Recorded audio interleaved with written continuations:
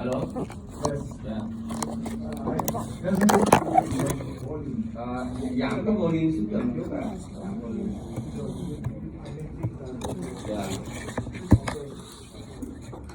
Can you hear me? Yeah.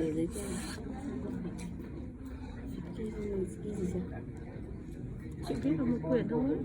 Để gì kéo.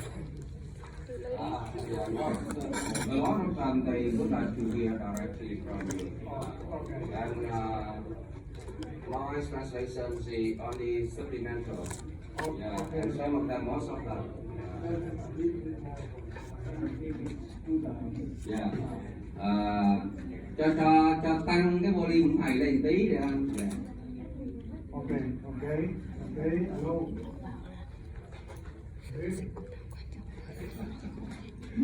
Đâu, anh bảo lên mình. Okay. Good morning. Xin chào. I am very happy to continue with this part. Tôi rất là vui khi được tiếp tục với cái phần này. I went the day before yesterday to attend some patients here in Vietnam, Yeah.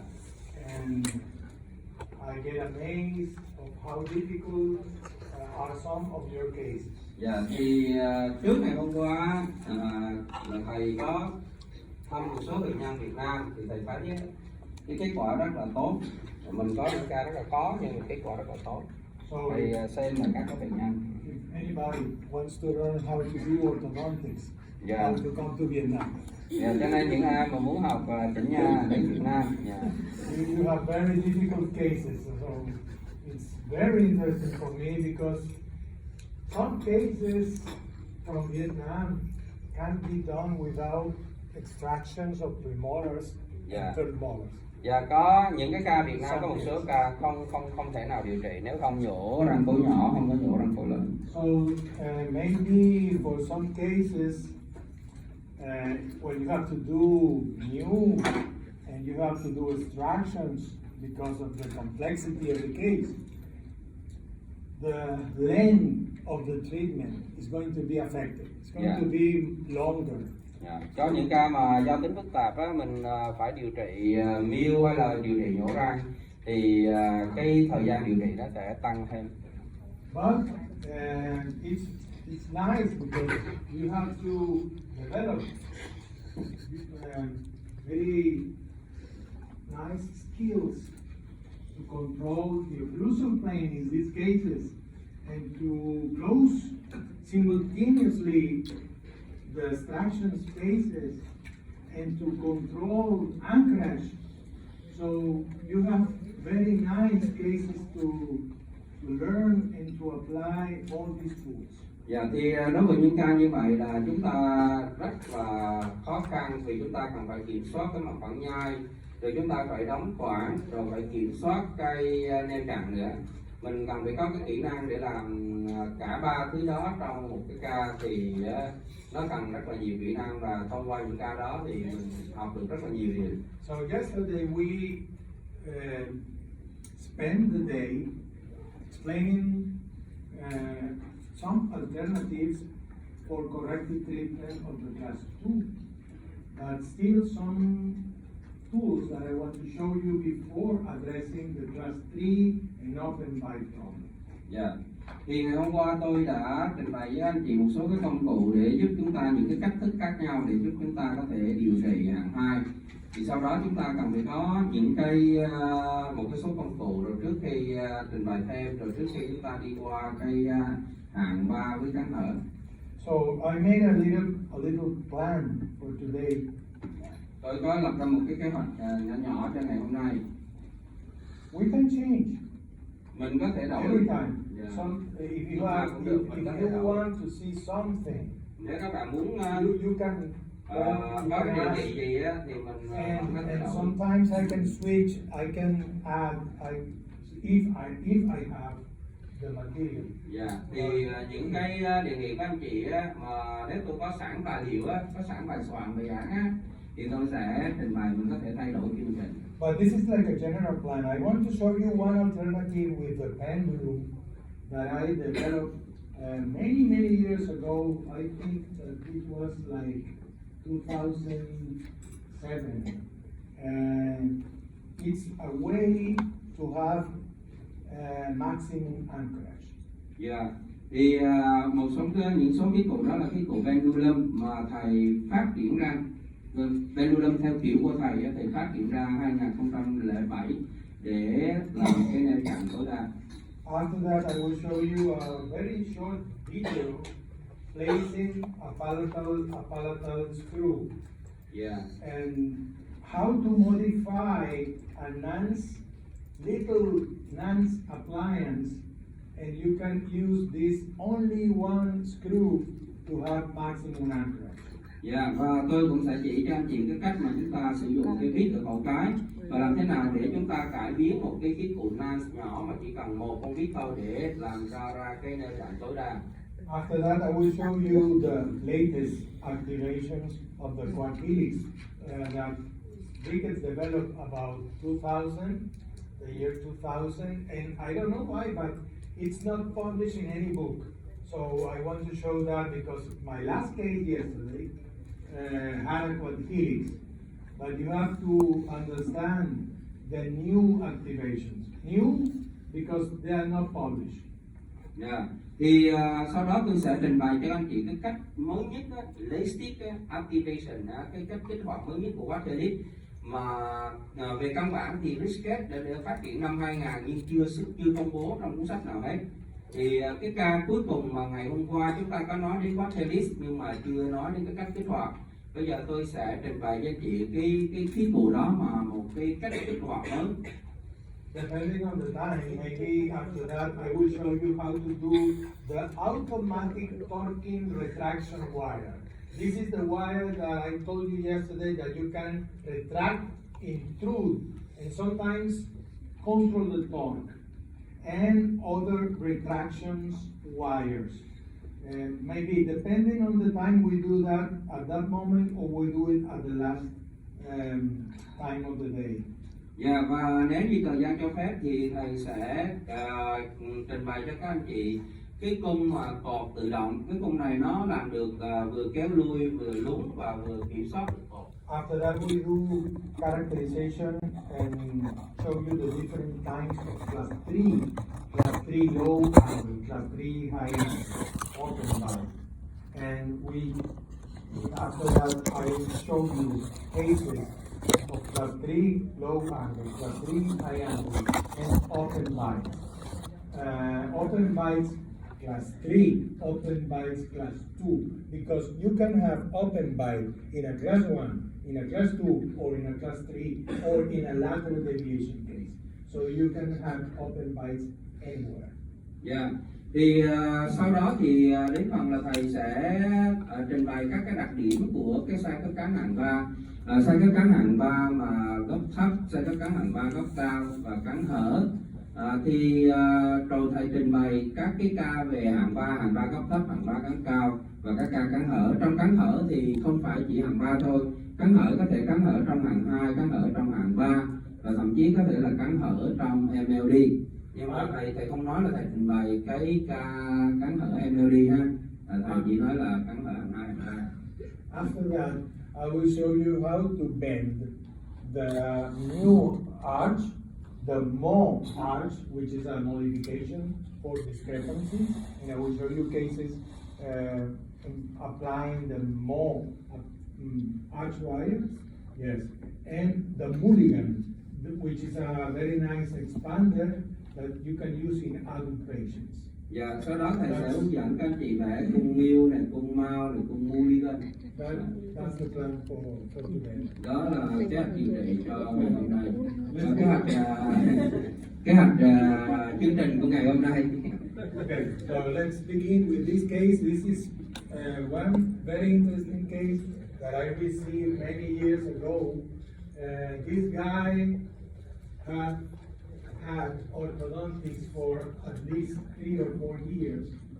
And can you put off these lights here in the front part?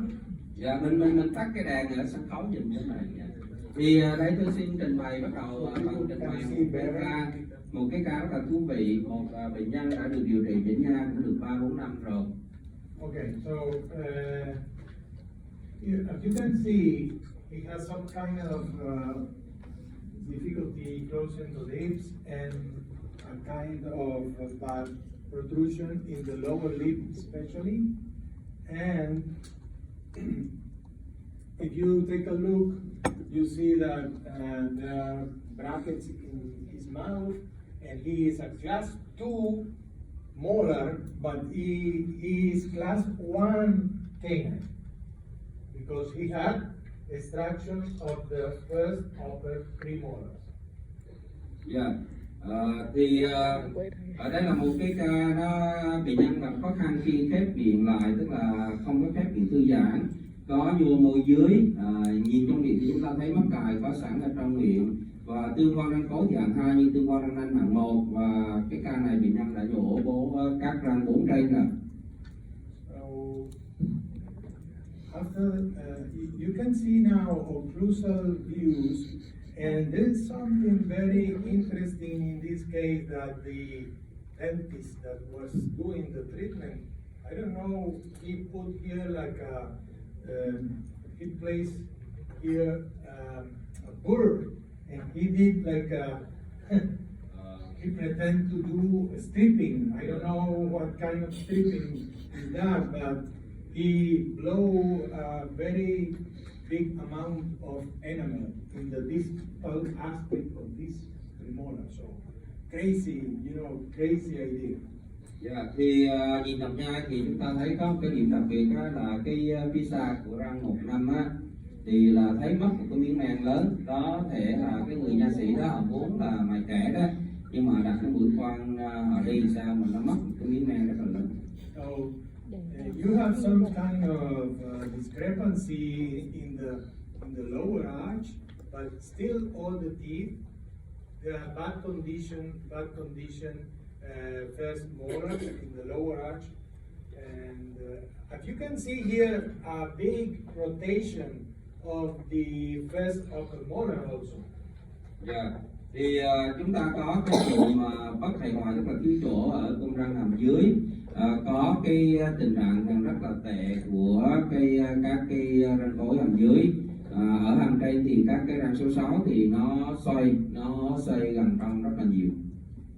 Okay, so this is the X-ray, and you can see this is very interesting because sometimes you can find a very horizontal occlusal plane, but a mandible rotated backward. So this is not a rule without exception. Sometimes I showed you yesterday one case that it was very convex and the occlusal plane was flat. So I think that this is a principle, but not a law. So we have to take very, very careful in what to do in the occlusal plane in this case. Dạ, thì trên X-quang chúng ta thấy cái mặt phẳng nhai của bệnh nhân á, thì nó phẳng, nhưng mà xương hàm dưới lại là xoay ra sau. Cho nên nó không theo cái nguyên tắc của chúng ta, mặt phẳng nhai phẳng thì là xương hàm dưới phải là quay ra đóng mà.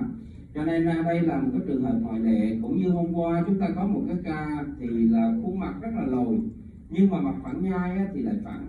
Cho nên cái đó, cái quy tắc mà chúng ta học đó là principle, là nguyên lý, nhưng chứ không phải là luật. Law là định luật thì không có ngoại lệ.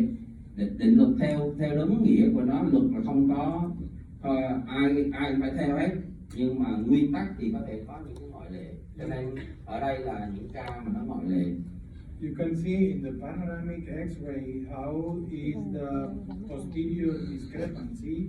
In this case, there's no space for the third molar, and sometimes even the second molar is compromised. So this is a posterior discrepancy. We're going to talk about this theory from Professor Sato. Yeah. Thì ở đây cái phim toàn cảnh á, thì chúng ta thấy có sự bất hài hòa phía sau, tức là mất khoảng phía sau, không có cái khoảng cho răng số 8, thậm chí á, là cũng không có cái khoảng đủ thoải mái cho răng số 7 nó mọc nữa. Okay, this is a cephalometrics, and you can see that this patient has a great convexity of 12 millimeters. You can check now here the functional occlusal plane, very flat, parallel to Frankfurt. So we have to think, in this case, maybe we have to adapt to the convexity. Because I cannot bring this occlusal plane more down. It's not possible to put, a occlusal plane like this. So in this case, you see that it has a dolicho tendency, okay? And that the lower incisors are in front of the apogonium more than 5 millimeters. Yeah. And even the upper incisors are very pro-inclined and protruded. This is the reason the lips, the lower lip, is protruded, and they didn't like the appearance of the boy. Yeah. Thì cái viêm đo sọ, viêm cephalo thì chúng ta thấy convexity lớn lên tới 10 mm, nhưng mà mặt phẳng nhai á, thì nó phản nó gần như song song với lại phân form, cho nên chúng ta là phải thích nghi điều chỉnh cho nó phù hợp với cái convexity này, chứ chúng ta không thể thay đổi cái mặt phẳng nhai nữa, bởi vì mặt phẳng nhai nó phẳng như vậy rồi, chúng ta không thể nào á làm cho mặt phẳng nhai nó phẳng nữa để cho mặt phẳng nhai nó dốc như thế này được, cho nên không thể nào điều chỉnh mặt phẳng nhai để đổi cái sự thích nghi. Và bây giờ chúng ta phải chịu chấp nhận cái convexity đó, mình phải adapt theo cái convexity. Và cái bệnh nhân thì là dolicho, là mặt dài, răng một hàm dưới thì nó nằm ở trước cái răng đường apogonium là 5 mm, là hơi nhô. Ngay cả răng cửa hàm trên á, răng một hàm trên á, thì nó vừa nhô ra phía trước mà vừa nghiêng ra phía trước nữa. Môi trên thì cũng nhô, cũng có nhô, không nổi bật nhưng mà có nhô ra phía trước. Yeah. So if you see the facial taper is low, so this is a dolicho patient. And if you consider the ODI measurement from Professor Sato and Professor Kim, this measurement is originally from Professor Kim. And if you look at the inclination of the palate, okay, it's also a dolicho patient. So I like this measurement from Professor Kim. Yeah. Thì cái facial taper là cái số thấp, số nhỏ, có nghĩa là bệnh nhân là dolicho, là bệnh nhân mặt dài. Có một chỉ số nữa là chỉ số ODI đó. Chỉ số ODI mà bác sĩ Sato hay dùng, nhưng mà cái chỉ số ODI là nguyên ở trong cái phân tích của Kim, thì là cái chỉ số đó nó cũng nói đến cái độ mở khuôn mặt đó. Thì trong cái chỉ số đó có cái mặt phẳng cổ trái, là có tính đến cái bộ phận mà phẳng cổ trái trong khi tính cái chỉ số đó. Đó là cái điều mà tôi rất là thích khi có thể dùng với cái chỉ số đó. As a reminder, ODI is you take the mandibular plane AB, and you add the palatal plane Frankfurt. When the palatal plane is up, this angle is negative. So this is going to be ODI very, very low. So it's open identity. Yeah. Thì cái ODI á, nó được tính á, là bằng cái giữa mặt góc mặt phẳng nằm dưới với AB cộng góc mặt phẳng khẩu cái với Frankfurt, mà cộng góc mặt phẳng khẩu cái Frankfurt là cộng theo kiểu đại số, tức là khi mà phẳng khẩu cái mà nó lên trên á, thì nó chóc lên trên thì nó mang dấu âm, và nó chóc xuống dưới thì nó mang dấu dương. Khi mình có cái chỉ số ODI mà nó nhỏ thì nó là dolicho, nó lớn thì nó thì ngược lại ha. Yeah. This is the reason I talked to you about this topic, because we use for many years the VERD. The VERD, it's a measurement average of 5 angles, deviation from the norm. And I really quit using the VERD to help me determine the biotype. Because in this case, as you can see here, the vet says that this is a mesofacial patient, and this is not a mesofacial patient. So how can we distinguish? So for that reason, I use two angles, the facial taper and the ODI.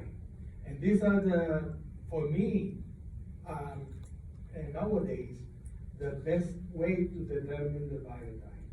Dạ. Thì trước đây thầy có đặt ra dùng cái chỉ số VERT á. Chỉ số VERT là cái chỉ số cassette đến tới 5 cái góc luôn, 5 cái góc để chỉ số VERT. Nhưng mà nếu như cái phân tích này theo chỉ số VERT thì nó nói rằng là mặt bệnh nhân là mặt là meso. Thế nhưng mà mình thấy những cái chỉ số kia thì là dolicho. Thì làm thế nào á, khi chúng ta thấy các cái chỉ số này nó đánh lộn với nhau á, nó mâu thuẫn nhau thì mình chọn cái gì? Thì làm thế nào mình phân biệt được? Thì ngày nay theo thầy dùng hai chỉ số thôi, đó là chỉ số là facial taper, facial taper và cái chỉ số ODI để nói những cái loại mặt, tức là để đánh giá cái loại mặt của bệnh nhân. Cho nên những cái gì mà thầy nói đó, nếu như mà các anh chị chưa nhớ, chưa nắm vững, không quan trọng, từ từ thì mình học. Bởi vì đối với một số anh chị mà mới nhập môn vô cái này mà nói các chỉ số mình nói rằng thì khó hiểu lắm, khó nhớ lắm. Thì không sao hết, anh chị từ từ nó thấm. So in this case, I wanted to improve the profile a little bit here, and I wanted to improve the brow inclination and the protrusion of the upper incisor especially. But remember that we have some crowding in the lower arch, so and a little protrusive lower incisor. So I want to bring all the incisors back. But how can I do that if I have a class 2 molar relationship and a class 1 canine relationship? Yeah. Thì cái ý định điều trị của thầy là sẽ phải cải thiện cái profile, mà profile là thuộc loại nhô, là làm sao mà bớt nhô. Phải cải thiện cái độ nghiêng ra phía trước của răng cửa hàm trên và độ nhô ra phía trước răng cửa hàm trên. Nó có hai khái niệm, nhô là mm ra, nghiêng là đây, nghiêng là độ, và sẽ là phải mình nhớ rằng cái ca này là nó có crowding, có chen chúc ở cung hàm dưới nữa. Và nói chung lại, chúng ta trong ca này muốn đẹp là phải bê hết tất cả các răng cửa trên dưới ra phía sau. Mà làm sao chúng ta có thể làm được điều đó? Khi tương quan răng cối hàm 2, tương quan răng nanh hàm 1, nanh 1, cối 2, làm sao chúng ta kéo đuôi từng đó các răng. So in this case, what I think to do, I plan to do was extracting the third molars, and try to bring the second and first molar upper in the upper arch distally, in order to correct the upper incisor protrusion. Remember that we don't have two upper premolars. So I plan to do that because this is an almost 15-year-old patient, okay, and he's from the military academy and he's not going to use a headgear. Yeah. And even I have a very flat occlusal plane, so maybe I would not think about using a headgear in a flat occlusal plane. Yeah. Translate that. Dạ ok. Thì là bệnh nhân á, là mình sẽ nhổ răng số 8, rồi mình di xa răng cố lớn thứ 2 và răng cố lớn thứ nhất ở hàm trên. Và bệnh nhân này là nhớ rằng là chúng ta 15 tuổi, bệnh nhân của chúng ta 15 tuổi và bệnh nhân là đang ở trong cái học viện quân đội, chấp trường thiếu sinh quân á, cho nên không đeo cái headgear được, tức là cái kỷ luật quân đội gì đó không thể đeo được. Và chúng ta nhớ là mặt phẳng cây nhai của bệnh nhân thì nó flat, nó phẳng, và với mặt phẳng nhai nó phẳng thì thầy không có dùng cây headgear. So at that moment, I remember, I have a class 1 canine. So if I distalize, and I distalize the canine also, I need to distalize the lower canine.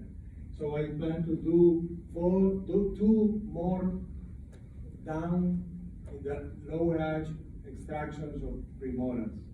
So that way, I would correct the crowding and the lower incisor pro-inclination or protrusion. Dạ, thì chúng ta nhớ là cái ca này là răng nanh á, nó ở chuyên khoa hàm 1, cho nên nếu như mà mình muốn mà di xa răng nanh thì hàm trên thì cũng phải di xa răng nanh hàm dưới để duy trì cái tình trạng hàm 1, và cái hàm dưới này có cái crowding nữa, cho nên để làm cái vậy thì phải nhổ răng để là có cái khoảng cho việc đi xa. So what I did, I think a lot to do this, and I decided to put an ortho implant here. If you see here in the palate, this is an ortho implant that I covered with composite, like doing a little cone. Yeah. Thì để làm đó thì tôi sẽ dùng cái ký cụ này nè, ký cụ ở bên tay phải mà kết hợp với lại một cái auto implant đặt ở cổ cái và cho cái composite ở quanh cái đầu của con implant.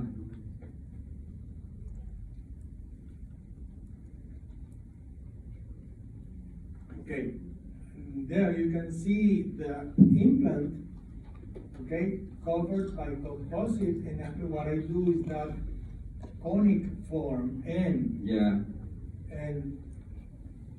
and this is the pendulum I designed. This pendulum has I trim like a cavity, and then I put I don't know how to say Vaseline in the cone. In the cone here, I put Vaseline here, and I put acrylic in the area I trim. Then I can put acrylic, and then I bring the pendulum to the mouth to copy the composite cone. Yeah.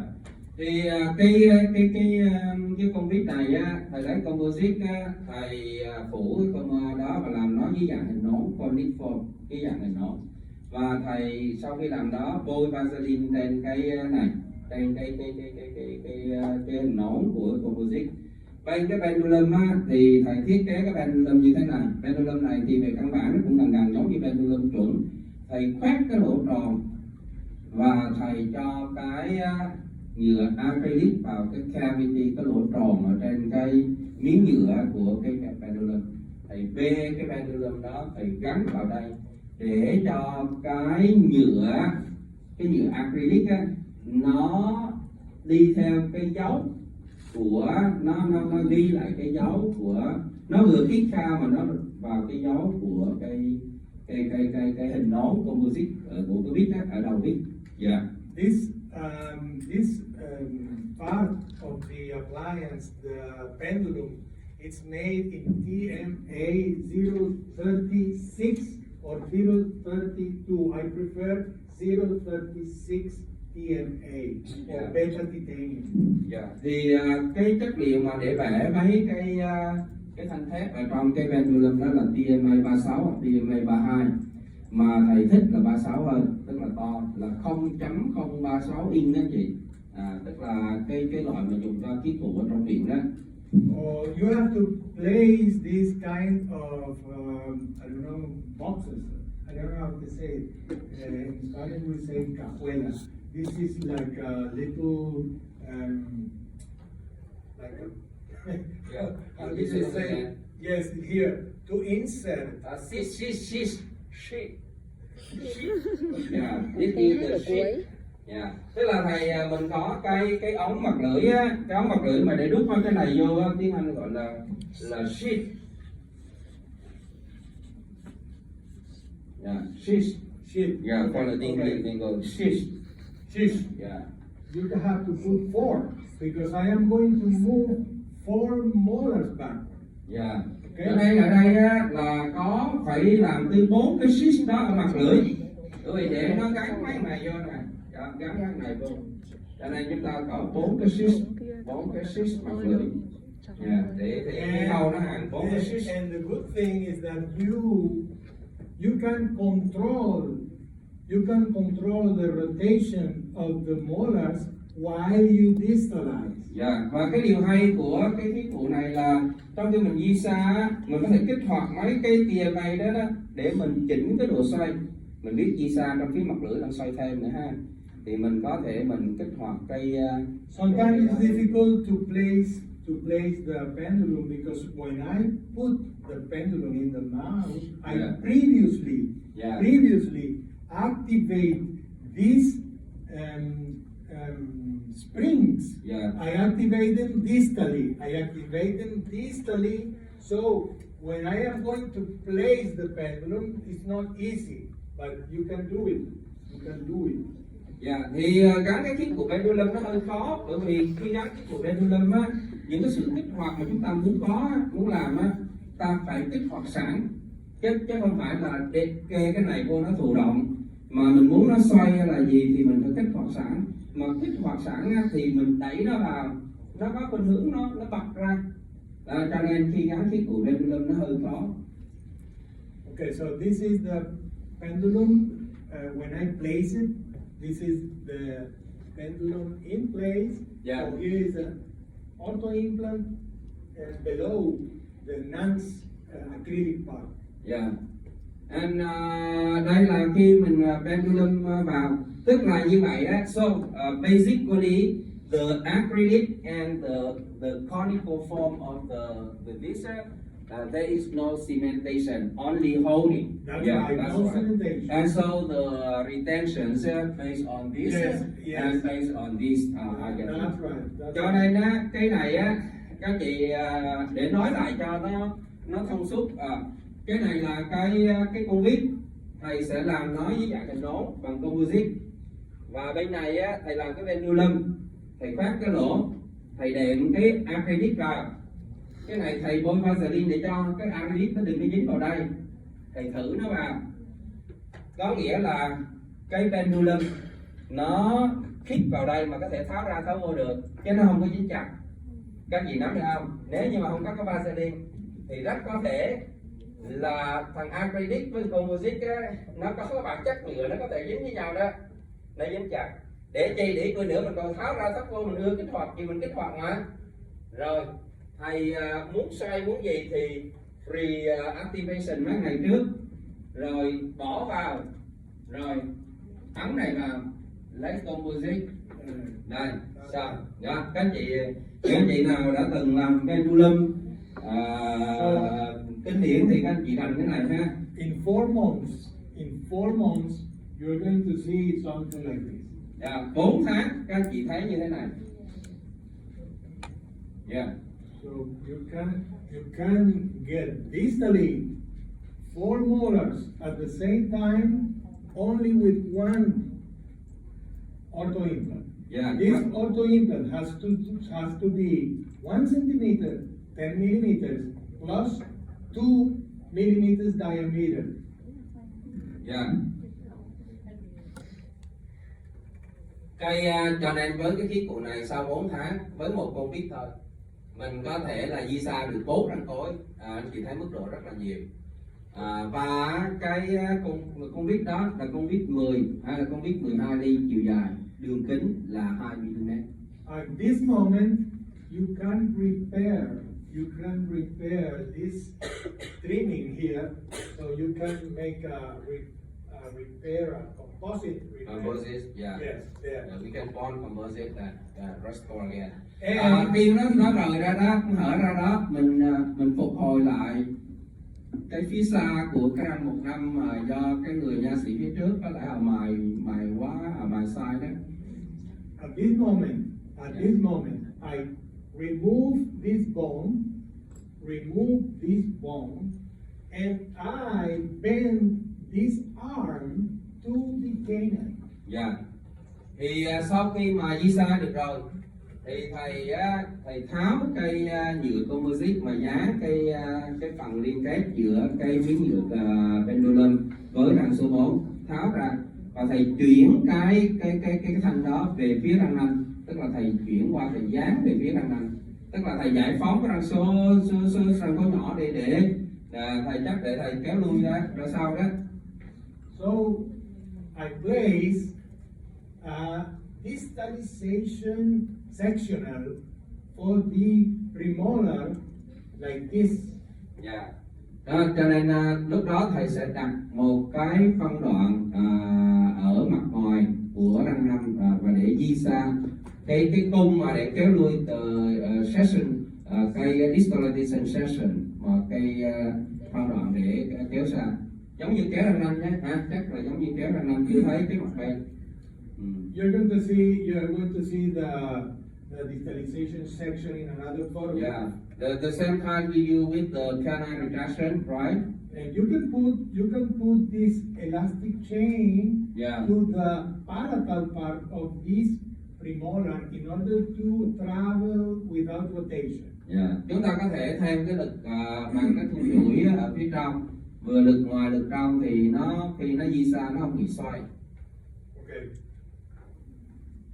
Now this is the lateral aspect. You have a class 1 now. You Yeah. have a class 1, and you are just like if you were extracted this Yeah. one teeth here. So you have to put this premolar here. Yeah. Cho nên đó là cái cung mà kéo lui răng số 4 đó, răng số 5 đó. Thì Lapierre đó, đây là class 2 distalization session đó. Yeah. But look, I haven't extracted the lower premolar Yeah. because I want to do that when I am going to distalize the canine so they can go without Together. interference. Yeah. Thì chú ý là trong khi thầy làm cái công đoạn di xa cũng như kéo lui răng cối nhỏ, thầy không có chia nhổ răng cối nhỏ ở dưới, bởi vì mình biết tương quan răng nanh là hạng 1 rồi, cho nên chỉ khi nào mình đưa cái răng cối nhỏ